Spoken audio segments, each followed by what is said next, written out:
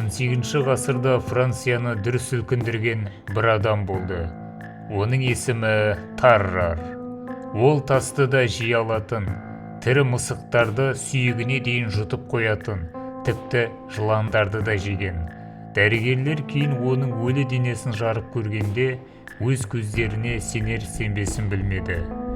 Біз бүгін адамзат тарихындағы ең түсініксіз, ең қорқынышты тұлғаның барлық құпиясын ашатын боламыз.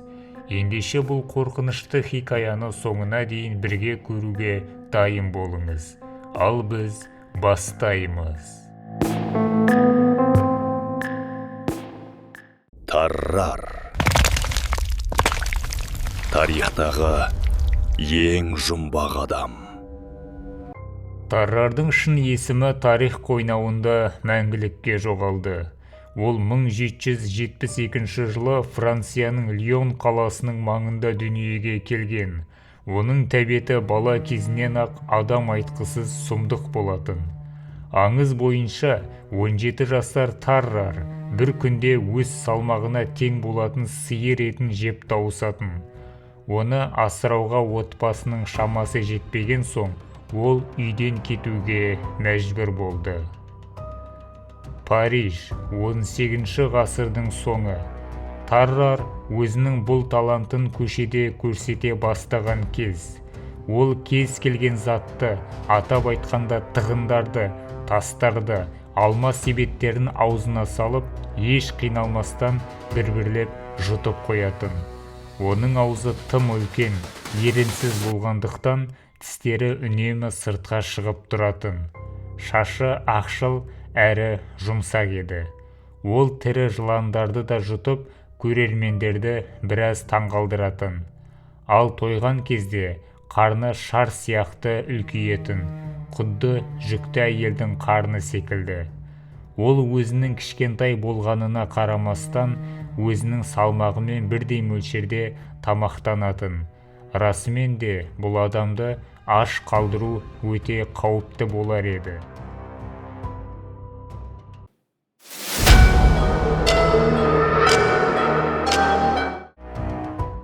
Мың 1792 жылы әскери хирург Пьер Франсуа Перси Таррармен кездеседі. Ол кезде Таррар француз революциялық армиясында сарбаз болып қызмет етті. Оның тәбеті соншалық, ол қоқыс үйінділерінен, лас тағамдардан да бас тартпайтын. Перси оны зерттеу үшін ауруханаға жатқызады. Эксперименттер қорқынышты болды. Перси оған 15 адамға жететін тамақты беріп көрді.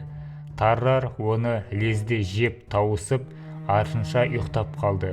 Одан кейін тірі мысықтар, кесірткелер мен жыландар кетті. Таррар мысықтың қанын ішіп, сүйегін түкіріп тастайтын. Франция үкіметі бұл мүмкіндікті өз пайдасына қолданғысы келді. Олар Таррарды тыңшы ретінде жалдап, құпия құжатты жұтқызып, асқазанында сақтап, жау тылына жібермек болған.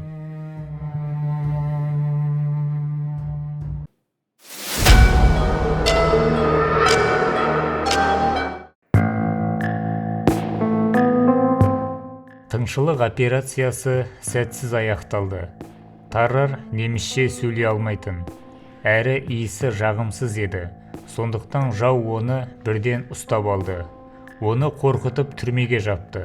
Францияға оралған соң ол қайтадан доктор Персидің қарамағына өтті.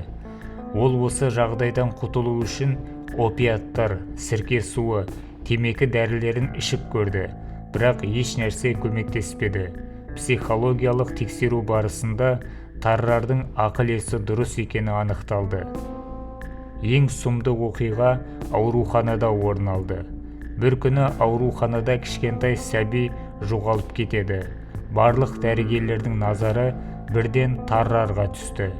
Дәрігерлер сәбиді оны ұрлап жегеніне сенімді болды. Осының себебінен ол қуылып, қоғамнан мүлдем оқшауланып кетті.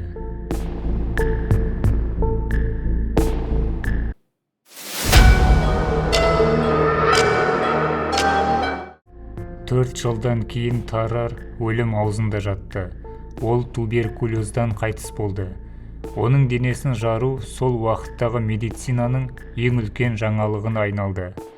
Дәрігерлер оның өңешінің адам сенгісіз кең екенін, асқазанында ірің мен жаралар көп екенін көрді. Бүгінгі дәрігер доктор Дон Мурдың айтуынша, тарарда гипоталамус дисфункциясы болған болуы мүмкін дейді. Бұл мидың аштықты басқаратын бөлігі.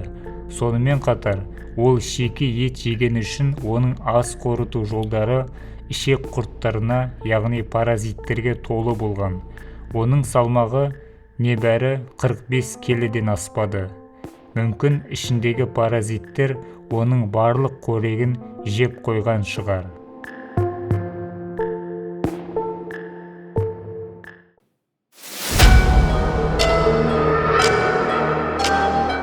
Я, әрине, бізге тарарды жек көру оңай. Оны монстр деп атау да оңай. Бірақ ол өз ауруын сұрап алған жоқ. Ол өз денесінің тұтқыны болған бейшара адам. Оның өмірі адамзат тарихындағы ең қорқынышты әрі аянышты беттердің бірі. Егер бүгінгі медицина болмағанда, біз осындай жағдайларды әлі де көрер медік, кім біледі. Менің ойымша, біз үшін тарардан көрі қазіргі қоғамда өмір сүріп жатқан халықтың ақысын жеп жүрген жемқорлардан көбірек қорыққан дұрыс деп ойлаймын. Олар тарардан да қауіптірек. Ал сіз қалай ойлайсыз? Бұл видеоны достарыңызбен бөлісіңіз және пікірге жазыңыз. Егер сізде де осындай шексіз аштық болса, сіз не жеген болар едіңіз? Аш болсаңыз, сіз өзіңізге ұқсамайсыз. Арнаға жазылуды ұмытпаңыз. Келесі видеоға дейін сау болыңыздар.